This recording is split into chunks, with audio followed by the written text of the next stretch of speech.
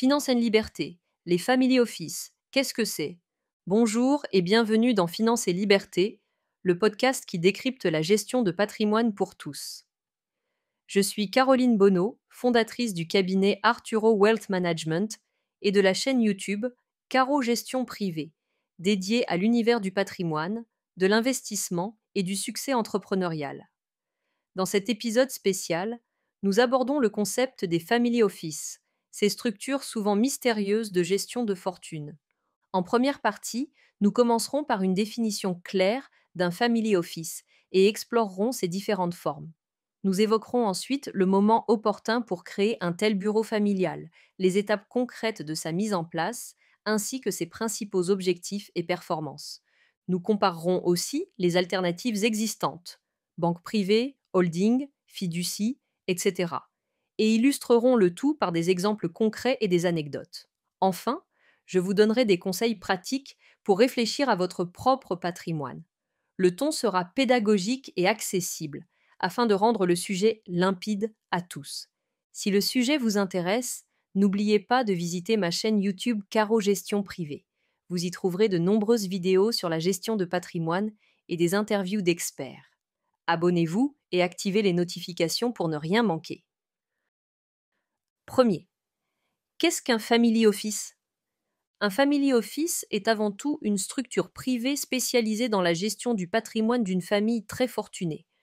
Pour le dire simplement, c'est un bureau familial, une équipe d'experts, gestionnaires d'actifs, fiscalistes, juristes, etc., dédiés à améliorer les intérêts patrimoniaux de la famille cliente. L'objectif principal d'un family office est de garantir la pérennité financière et la croissance du patrimoine familial tout en préservant l'harmonie entre les générations.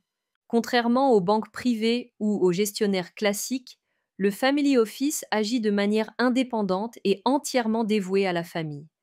Comme l'explique le cabinet Pareto, un family office est une organisation de plusieurs personnes regroupant une multitude de profils qui offrent ses conseils et ses services à destination de familles afin d'améliorer leurs intérêts en matière de patrimoine.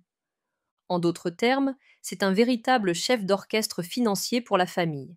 Il centralise la prise de décision patrimoniale et veille à ce que chaque action, placement, projet immobilier, donation, etc., s'inscrive dans une stratégie globale familiale. Le family office ne se limite pas à la simple gestion de portefeuille. Il peut aussi offrir des services très variés: conseil fiscal et juridique, gestion immobilière, planification successorale, coordination des assurances, et même certains services de concierge et de vie privée de luxe, mais non financiers, qui facilitent le quotidien de la famille. L'idée est de confier en interne toutes les préoccupations liées à la fortune familiale afin de la faire fructifier, de la protéger de manière optimale et de préparer sa transmission. Pour approfondir ces notions, je vous invite à consulter la vidéo de ma chaîne Caro Gestion Privée intitulée Family Office, comment ça marche, où je détaille en images les missions d'un family office et des exemples concrets de stratégies patrimoniales. N'hésitez pas à vous abonner pour recevoir les prochaines vidéos. 2. Les différents types de family office. Il existe plusieurs formules de family office, selon la taille du patrimoine et les besoins de la famille. Voici les principales. Le Single Family Office, SFO. C'est l'architecture la plus complète. Un Single Family Office sert une seule famille. Il peut prendre la forme d'une société ou d'un service interne à une holding familiale. Il réunit un petit groupe d'experts, banquiers privés, conseillers fiscaux, avocats, gestionnaires immobiliers, etc., qui travaillent exclusivement pour cette famille. Le SFO personnalise chaque décision au centime près. Cela inclut la gestion de l'ensemble des actifs financiers et immobiliers, la planification successorale, les projets philanthropiques et même parfois l'organisation pratique de la vie de famille, conciergerie art de vivre. Par exemple, la structure SFO de la famille Durand, fictive mais représentative, pourrait inclure un gestionnaire de fortune, un avocat fiscaliste, un comptable et un coordinateur, tous salariés du Family Office qui gèrent à la fois la fortune boursière, les parts de société et les biens immobiliers de la famille. Historique, ce modèle a été inventé à la fin du XIXe siècle, notamment aux États-Unis, où des grandes familles industrielles comme les Rockefeller ont créé leur propre SFO. Elles engageaient en interne une équipe pour préserver et développer leur patrimoine sur le long terme. Le Multifamily Office, MFO, c'est un cabinet externe indépendant qui propose des services semblables à ceux d'un SFO, mais mutualise ses ressources entre plusieurs familles. Concrètement, plusieurs familles fortunées passent par un même bureau pour être conseillées. Cela permet de réduire les coûts, les frais sont partagés, et d'accéder à un niveau d'expertise élevé sans avoir à recruter une équipe complète en interne. Un MFO se compose en général d'une dizaine de personnes au maximum et compte souvent une vingtaine à une trentaine de familles clientes. Chaque famille conserve une certaine personnalisation, mais l'approche est moins sur mesure qu'en SFO en contrepartie de la mutualisation. En résumé, un MFO offre un accès à des experts pluridisciplinaires, gestionnaires de patrimoine, ingénieurs patrimoniaux, notaires, etc., pour chaque famille, sans qu'elle ait à les employer directement. Le Virtual Family Office, VFO. C'est une option plus légère et moins coûteuse. Un VFO est un Family Office virtuel, souvent constitué d'un ou deux professionnels qui externalisent la plupart des services comptabilité, conseil, reporting, etc., auprès de prestataires extérieurs, par exemple des banques privées, des conseillers externes, des plateformes en ligne. Selon le rapport Camden Wealth RBCX 2024, les family office dits virtuels représentent seulement une petite minorité, environ 2%. Ce sont généralement de toutes petites structures avec moins de 100 millions de dollars d'actifs sous gestion, des coûts réduits, autour d'1 million de dollars par an, et où plus de la moitié des activités sont externalisées. Le VFO convient aux familles disposant d'un patrimoine assez élevé, mais qui ne veulent pas supporter seules la charge d'une grande équipe interne. En résumé, on peut distinguer grosso modo trois grandes catégories. Le SFO, géré en interne pour une famille unique et souvent très riche, le MFO, un cabinet indépendant pour plusieurs familles, et le VFO, modèle dématérialisé et externalisé. Chacun a ses avantages. Le SFO est ultra personnalisé mais coûteux. Le MFO mutualise les frais et le VFO est adapté au patrimoine plus modeste et aux entreprises dynamiques qui préfèrent flexibilité et digitalisation. Troisième, à quel patrimoine envisager un family office? La question clé est à partir de quelle taille de fortune envisage-t-on de créer son propre family office? Plusieurs experts estiment qu'un seuil minimum se situe autour de 10 millions d'euros de patrimoine net, tout confondu. En dessous, les frais de fonctionnement d'un family office, salaires, locaux, structures juridiques, comptabilité, etc., seraient trop élevés par rapport aux bénéfices pour la famille. Au-delà de ce seuil, surtout si le patrimoine est complexe, actions, entreprises, immobilier diversifié à l'international, œuvres d'art, un family office devient pertinent car il peut optimiser la gestion globale et réaliser des économies d'échelle sur le long terme. Dans les détails, on distingue aussi SFO et MFO. Un single family office est souvent justifié à un niveau de fortune encore plus élevé, par exemple plusieurs dizaines de millions d'euros, car toute l'équipe doit être financée par une seule famille. A l'inverse, un multifamily office peut démarrer pour des patrimoines individuels un peu plus modestes, car les coûts sont partagés. Par exemple, des banques privées ou des MFO acceptent souvent des clients avec quelques millions d'euros, tandis qu'un SFO ne serait pas rentable pour un foyer qui ne dépasse pas 20 à 30 millions d'euros. L'étude de Prosper Conseil, un cabinet patrimonial, confirme cette idée. La banque privée ou MFO peut accueillir des clients dès 100 000 euros de capitaux, tickets d'entrée typiques pour la gestion privée, alors qu'un single family office requiert plusieurs dizaines de millions d'euros pour justifier son modèle très personnalisé. En conclusion, il faut évaluer la complexité du patrimoine et les besoins de la famille. Les critères sont la taille, encore plus grande pour SFO, la diversité, entreprises, biens immobiliers, actifs à l'étranger, donations à prévoir, l'exposition fiscale, plus de régimes, plus de déclarations, et la volonté d'autonomie versus recours à des experts externes. Si vous dépassez confortablement la dizaine de millions d'euros et que vous souhaitez un pilotage global et ultra personnalisé de votre patrimoine, alors un family office peut être un projet à envisager. Sinon, des solutions clés en main, banque privée, gestion sous mandat, peuvent suffire pour l'instant. Quatrième, comment créer un family office? Mettre en place un family office est un projet de longue haleine. Il se prépare en plusieurs étapes concrètes. Définir les objectifs patrimoniaux. Avant toute chose, la famille doit clarifier ses buts. Veut-on seulement protéger le capital? Le faire croître à haut rendement? Anticiper des donations ou cessions d'entreprises? Soutenir des projets philanthropiques? Ce cadre stratégique servira de fil conducteur. Par exemple, une famille souhaitant développer des startups devra se constituer une équipe avec des compétences en private equity, alors qu'une famille, voulant se rapprocher de la retraite, privilégiera peut-être la préservation du capital. Ces objectifs influenceront le choix entre un SFO et un MFO, ainsi que la nature des services à offrir. Choisir la forme juridique et fiscale. La structure du Family Office doit être fixée, généralement une société dédiée, type SASU ou SCI patrimonial, ou un simple service interne à une structure existante. En France, on peut créer une SASU, Société par action simplifiée, holding patrimonial, ou une SCI, Société civile immobilière, si l'objet est centré sur l'immobilier. À l'international, certains utilisent aussi des trusts ou des fondations.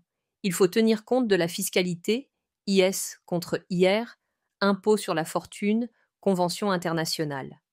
Ce montage juridique est réalisé avec l'aide de juristes et d'avocats fiscalistes spécialisés. Par exemple, le family office d'une famille peut détenir une SCI pour gérer tous ses biens immobiliers locatifs et une holding pour les participations industrielles, afin d'optimiser l'impôt et de clarifier la propriété. Structurer la gouvernance familiale, créer un family office, c'est aussi établir les règles de gouvernance. On rédige souvent une charte familiale qui définit les valeurs du patrimoine, éthique, vision à long terme, et les procédures de prise de décision, fréquence des conseils de famille, quorum, droit de vote des générations, etc. Le Family Office joue alors le rôle d'arbitre neutre. Comme le note Agora Finance, un Family Office rédige une charte et des règles internes claires pour organiser les relations entre membres et éviter les conflits. La gouvernance précise qui peut initier des investissements, comment on règle un désaccord et comment les jeunes générations sont formées. Recruter et s'entourer d'experts, le cœur du Family Office, c'est son équipe. Il faut embaucher ou mandater des spécialistes, gestionnaires de fortune, gestionnaires immobiliers, comptables, fiscalistes, responsables administratifs, etc. Pour un SFO, cette équipe peut être interne. Pour un MFO, la famille choisit un fournisseur extérieur, le MFO lui-même. Dans tous les cas, la recherche de profils expérimentés est capitale. Selon Altou, les cadres d'un MFO viennent souvent de la banque privée ou de la gestion d'actifs. On peut aussi faire appel à des partenaires externes pour certaines fonctions, banque privée pour la gestion de trésorerie, cabinet de conseil en investissement, etc. Mettre en place les systèmes d'information et de reporting, un bon family office investit dans des outils de gestion de patrimoine, logiciels agrégateurs, comptabilité, suivi des investissements, et établit des reportings réguliers pour la famille. Par exemple, on peut automatiser les tableaux de bord financiers, valeur liquidative du portefeuille consolidé, répartition par catégorie d'actifs, horizon de risque. La récurrence, mensuelle ou trimestrielle, des revues permet de contrôler la performance et de réorienter la stratégie si besoin. Formalité et conformité. Bien entendu, toute entité gérant du patrimoine, même familial, doit respecter la réglementation, déclaration de l'entreprise, obligations comptables, déclaration fiscale.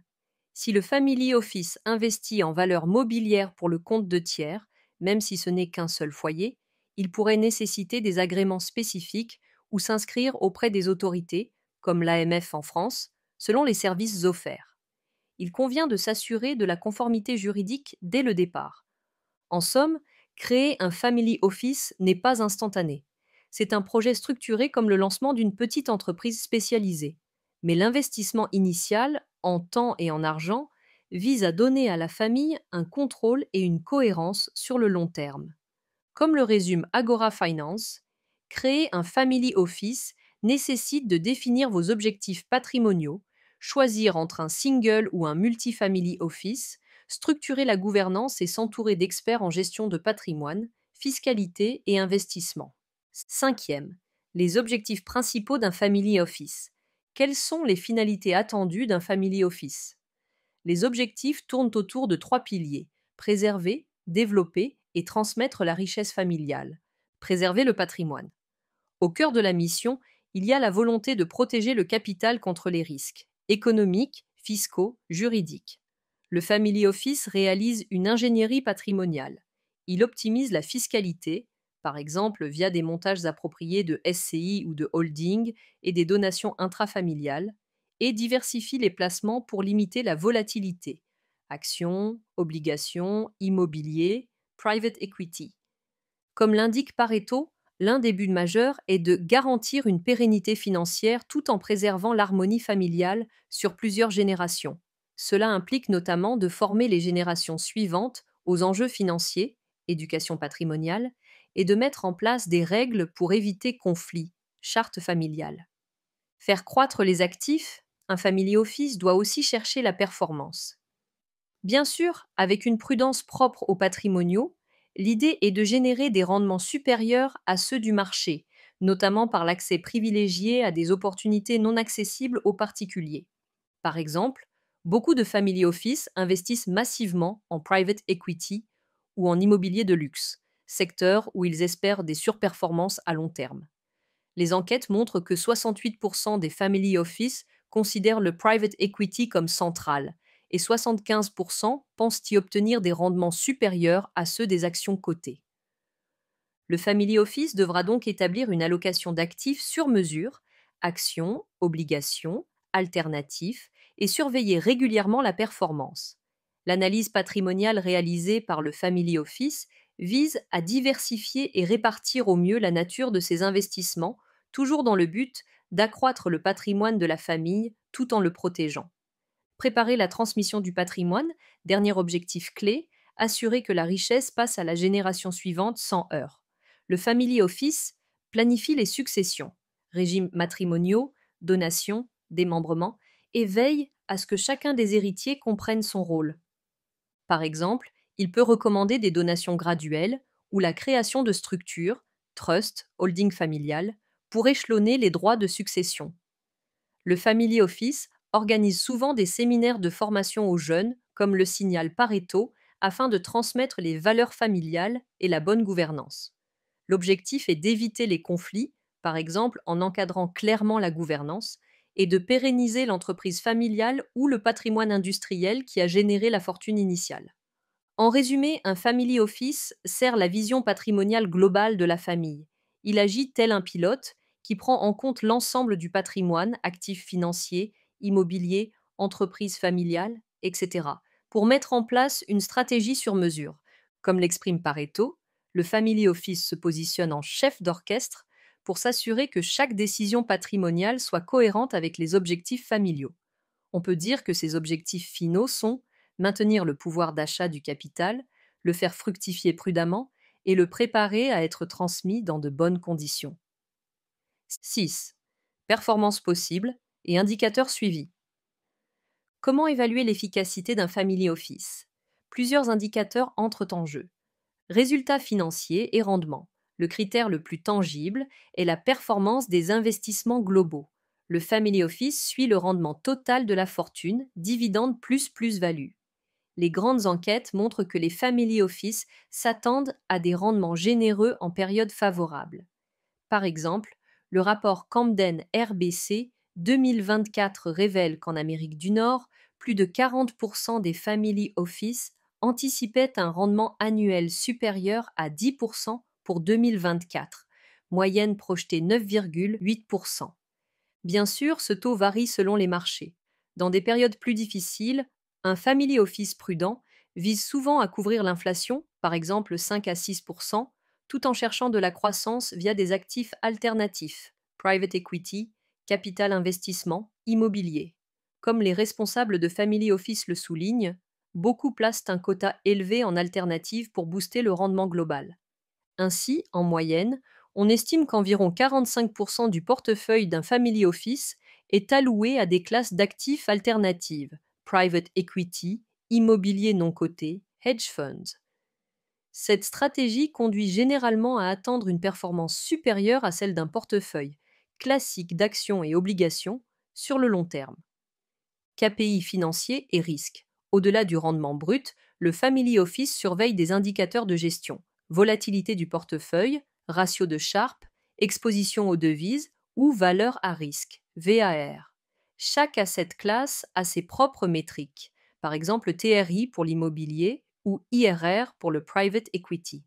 Le reporting inclut des bilans réguliers, comparant les résultats aux objectifs, la stabilité du capital, l'optimisation fiscale, comparaison de l'IS payé versus obtenu, et le suivi des coûts du Family Office, coûts par AUM, sont aussi scrutés.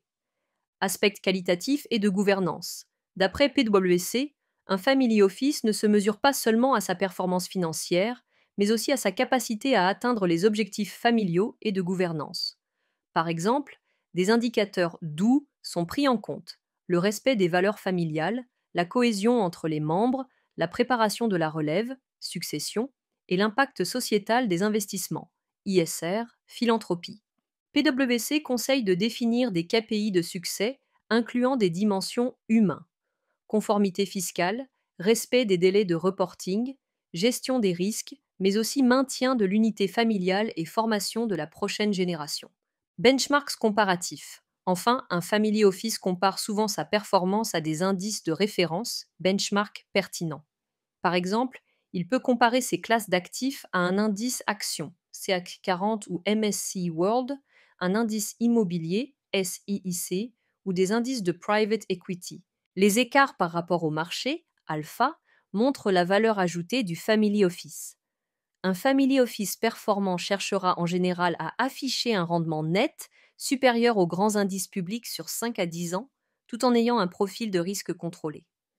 En résumé, la performance du Family Office se mesure à la fois par la croissance du patrimoine net, la rentabilité sur investissement par rapport à des objectifs et par l'atteinte des ambitions familiales. Comme le résume PwC, les succès d'un Family Office combinent des chiffres, rendement, coût, conformité, et des critères plus subtils, cohésion familiale, préparation de la relève. 7. Les alternatives au Family Office. Gérer son patrimoine sans créer un Family Office complet est possible. Voici quelques alternatives courantes. Banque privée, gestion sous mandat. C'est la solution la plus courante pour les patrimoines élevés, mais non élitistes. La banque privée propose des services de gestion de fortune, portefeuille, conseil, produits structurés, financement, à partir d'un ticket d'entrée accessible, par exemple des 100 000 € chez certaines banques. Vous avez alors un conseiller dédié, mais derrière vous trouvez une équipe de gestion et de vente de produits, souvent maison. Par rapport à un family office, vous n'avez pas de structure interne. La banque possède son propre process, ses propres produits. L'avantage est la simplicité et la réactivité. Vous déléguiez à un professionnel, avec des frais moindres qu'un SFO interne. En revanche, la personnalisation reste limitée. Produits standards, et les objectifs sont ceux de la banque. Multi-Family Office, MFO. Déjà évoqué, le MFO est aussi une alternative. C'est une structure externe à laquelle vous souscrivez un service sur mesure intermédiaire. Le MFO vous offre plus d'autonomie que la banque, avec une approche plus patrimoniale globale, tout en mutualisant les coûts, tarifs souvent indexés au volume d'actifs. En clair, vous bénéficiez d'un pool d'experts indépendants comme dans un family office, mais vous restez client du MFO, il n'y a pas d'investissements internes exclusifs. Ce modèle est souvent préféré quand plusieurs générations veulent s'impliquer ou quand on veut garder de l'indépendance vis-à-vis des grandes banques. Société civile et holding patrimonial. Plutôt que de créer un family office en tant que tel, certaines familles centralisent leurs actifs dans une holding ou SCI familiale. Par exemple, les actions de société et les propriétés immobilières peuvent être placées dans une holding. Cela simplifie la gestion du patrimoine, moins de détenteurs officiels, impôts sur dividendes optimisés, et instaure une gouvernance interne, assemblée générale, compte consolidé. Ce n'est pas à proprement parler un family office, mais c'est un cadre juridique qui remplace partiellement un bureau familial en regroupant les actifs. On peut y associer un conseil d'administration familial pour décider des grandes orientations. Dans ce modèle, la famille délègue souvent la gestion quotidienne à un conseiller externe ou à la direction de la holding, qui fait office de family office. Fiducie, trust, fondation. Au niveau international, il existe des outils de protection du patrimoine comme les trusts, anglo-saxons, ou les fiducies, France en développement, et les fondations patrimoniales. Ces véhicules permettent de confier la gestion d'actifs à un tiers, fiduciaire ou trustee, selon un mandat défini. Ce n'est pas un family office avec une équipe interne, mais c'est une solution alternative pour la planification successorale et la protection juridique. Par exemple, un entrepreneur peut créer une fiducie en France pour isoler certains actifs et en confier la gestion à une entité spécialisée, fiduciaire, tout en fixant des règles de transmission. C'est plus utilisé pour la structuration de la transmission que pour la gestion quotidienne des placements. Gestion sous mandat chez des professionnels indépendants. Vous pouvez aussi ouvrir un compte titre ou PEA compte premium chez un gérant de portefeuille indépendant. Celui-ci gère vos actifs selon une stratégie définie, par exemple ISR, croissance, multigestion, moyennant des frais, mais sans établir de structure à votre nom. Cette solution est simple. Vous bénéficiez d'une gestion professionnelle sur un segment de votre patrimoine sans coordination interne particulière. En résumé, si vous ne souhaitez pas créer un family office autonome, vous pouvez combiner plusieurs solutions. Banque privée pour la gestion financière, création d'une holding ou SCI pour regrouper les actifs familiaux et éventuellement faire appel à un MFO pour piloter l'ensemble. Le bon choix dépendra surtout du degré d'autonomie souhaité et du niveau de conseil personnalisé. Un family office offre le plus haut niveau d'indépendance, mais vous pouvez atteindre une approche similaire en mixant ces alternatives avec un coût initial moindre. 8. Exemples concrets et anecdotes. Pour illustrer tout cela, prenons quelques exemples. Cas historique. La dynastie Rockefeller, famille américaine, est souvent citée comme le tout premier single family office. À la fin du XIXe siècle, John D. Rockefeller a créé un service interne à sa famille qui recrutait banquiers, juristes et comptables pour gérer les questions financières quotidiennes de la famille. Ce modèle a prouvé son efficacité. La fortune des Rockefeller a été structurée et préservée sur plusieurs générations grâce à ce family office interne. À l'inverse, une famille entrepreneuriale contemporaine pourrait décider qu'au lieu de verser à un compte privé dans une grande banque, elle crée sa propre structure de gestion. Ainsi, Pierre Dubois, exemple fictif, fondateur d'une PME vendue 30 millions d'euros, pourrait mettre en place un mini family office. Il constituerait une société holding, engagerait un gestionnaire de fortune et un expert comptable. Ces professionnels géreraient ses placements financiers et l'aideraient à investir dans l'immobilier locatif de manière optimisée fiscalement. En procédant ainsi, la famille Dubois internalise ses décisions patrimoniales au lieu de simplement déposer son argent chez sa banque. Multifamily office réel. En France, plusieurs banques privées, Neuflize OBC, Banque Transatlantique, etc., ont leur propre family office interne. Mais on compte aussi des cabinets indépendants, Rothschild & Co, Barclay Family Office ou Agami. Par exemple, Agami Family Office, fondé par d'anciens banquiers, accompagne plusieurs familles françaises fortunées. Chaque famille conserve ses spécificités, secteur d'activité, objectifs philanthropiques, mais bénéficie de la structure d'Agami pour la partie administrative et de conseil. Ces MFO sont moins connus du grand public, car leur clientèle est discrète. Création de family office par des entrepreneurs français. Imaginons la famille Martin, installée en Provence, issue d'un entrepreneur du vin qui a vendu sa société à un grand groupe international. Fort d'un patrimoine de 50 millions d'euros, entre autres du capital risque dans des startups viticoles, les Martin pourraient envisager un family office. En pratique, ils pourraient d'abord tester un FPA, Family Private Advisor, ou un service de MFO, puis migrer vers un SFO complet si leur patrimoine double. En attendant, ils confient leur argent à une banque privée, SG Private Banking, et engagent un conseil indépendant pour la gestion immobilière. Petit à petit, ils internaliseront une partie de cette fonction quand la complexité augmentera. Par exemple, en créant une holding pour la gestion du portefeuille d'entreprise, avec un DAF dédié. Anecdote personnelle. Un de mes clients, chef d'entreprise, a opté pour un MFO dès qu'il a franchi le seuil des 15 millions d'euros. Il me racontait qu'il ne voulait plus passer sa vie à gérer ses placements ou à rencontrer chaque année un gérant de banque différent. Le MFO lui a proposé un interlocuteur unique et des revues trimestrielles consolidées de tout son patrimoine: actions, immobilier, assurance. Il a ainsi gagné en tranquillité d'esprit et en temps libre, malgré des frais légèrement supérieurs à ceux d'une gestion classique. Chacun de ces exemples montre qu'il n'y a pas une recette unique, mais un continuum entre gestion classique et family office. L'important est d'adapter la solution à sa situation familiale. Si vous souhaitez d'autres exemples concrets ou une immersion dans le quotidien d'un family office, je vous recommande la vidéo 3 exemples de gestion de fortune sur ma chaîne Caro Gestion Privée, où j'analyse des cas d'investisseurs fictifs et réels. Vous y trouverez des cas pratiques de constitution de patrimoine et de structuration familiale. N'oubliez pas de cliquer sur j'aime et de vous abonner pour soutenir le podcast. Conseils pratiques pour gérer son patrimoine. Avant de conclure, quelques conseils pour les auditeurs qui réfléchissent à leur propre gestion patrimoniale, même sans atteindre un niveau de fortune nécessitant un family office. Ces principes s'appliquent à tous. Éduquez-vous. Suivre des informations fiables sur l'investissement et le patrimoine est essentiel.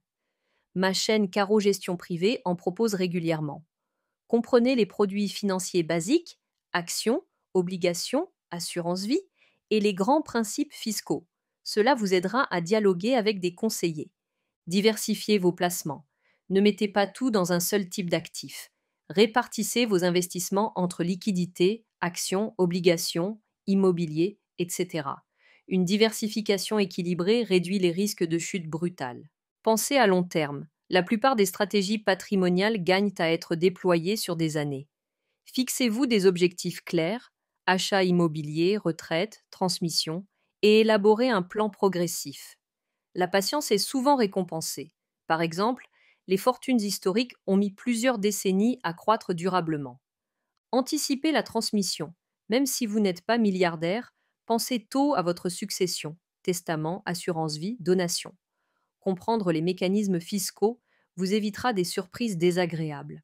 Un notaire ou un conseiller patrimonial peut aider à modéliser différents scénarios. Faites-vous accompagner par des pros compétents et indépendants. N'hésitez pas à consulter plusieurs conseillers, banques, CGP, avocats, pour comparer les approches. Assurez-vous de leur indépendance. Certains recommandent des produits maison. Gardez du temps pour la vie privée. Un family office va jusqu'à considérer la qualité de vie de la famille, santé financière et physique. Par exemple, il peut être utile de prévoir un budget formation ou de loisirs pour les enfants afin de les sensibiliser à la finance dans un cadre positif. En bref, ne sacrifiez pas toute votre tranquillité pour les chiffres. Un patrimoine, c'est d'abord au service du projet de vie familiale. En appliquant ces principes, vous jetterez de bonnes bases. Rappelez-vous, la création d'un family office n'est pas réservée aux ultra-riches. Tout commence par une bonne gouvernance familiale et une vision partagée entre les membres. Conclusion. Pour conclure, les family office sont des outils puissants pour les grandes fortunes qui veulent un contrôle total de leur patrimoine. Nous avons vu qu'il existe plusieurs types de family office: single, multi, virtuel, et qu'ils visent à protéger, développer et transmettre la richesse familiale. Leur création nécessite des ressources importantes, un seuil souvent autour de 10 millions d'euros, et une structuration rigoureuse: objectifs, gouvernance, experts dédiés. En face, les alternatives, banque privée, mandat, holding familial, fiducie, offrent des niveaux de services intermédiaires. J'espère que cet épisode vous a permis de mieux comprendre les enjeux des family office, même si vous n'êtes pas encore concerné aujourd'hui. Chacun peut tirer profit des bonnes pratiques, diversification, anticipation, conseils d'experts, dans sa propre gestion de patrimoine. Si vous avez aimé cet épisode, pensez à vous abonner à Finance et Liberté pour recevoir les prochaines émissions. N'hésitez pas à rejoindre ma communauté sur YouTube. La chaîne Caro Gestion Privée regorge de contenus pédagogiques sur l'investissement et le patrimoine. Vous y trouverez des guides, des exemples concrets et des interviews passionnantes. Le lien est dans la description du podcast. Merci de votre écoute attentive. À bientôt pour un nouvel épisode de Finance and Liberté où nous continuerons à vulgariser la finance pour votre liberté financière.